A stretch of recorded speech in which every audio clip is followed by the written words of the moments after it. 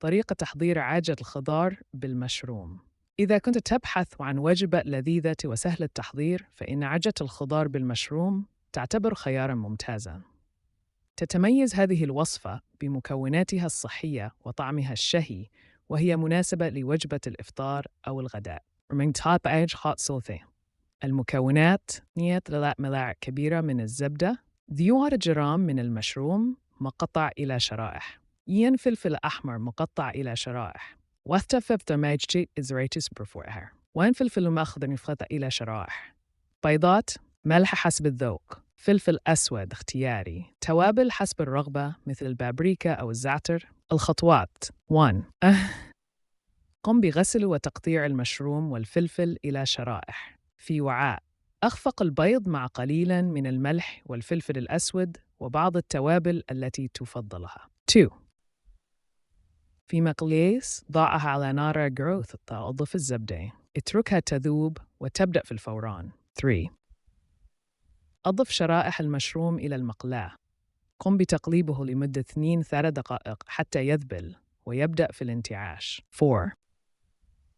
بعد أن يذبل المشروم، أضف الفلفل الأحمر والأصفر والأخضر. استمر في التقليب لمدة 3-4 دقائق حتى تذبل الخضار. 5.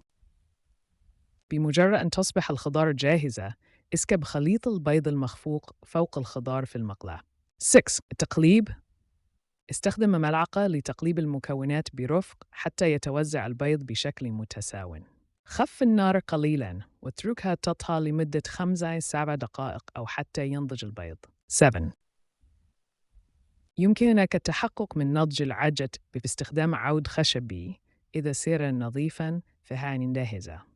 8. قدم العجة في طبق، ويمكنك تزيينها ببعض الأعشاب الطازجة مثل البقدونس أو الكزبرة. نصائح: يمكنك إضافة مكونات إضافية مثل الجبن المبشور أو اللحم المقدد حسب الرغبة. إذا كنت تحب النكهة الحارة، يمكنك إضافة بعض الفلفل الحار المقطع. الملاحظات: يمكنك تقديم العجة مع قطع من الخبز الطازج أو السلطة الجانبية. هذه الوصفة صحية ومغذية، وبالتالي فهي خيار رائع لأي وجبة. استمتع بالتحضير وبالطعم الشهي لعجة الخضار بالمشروم.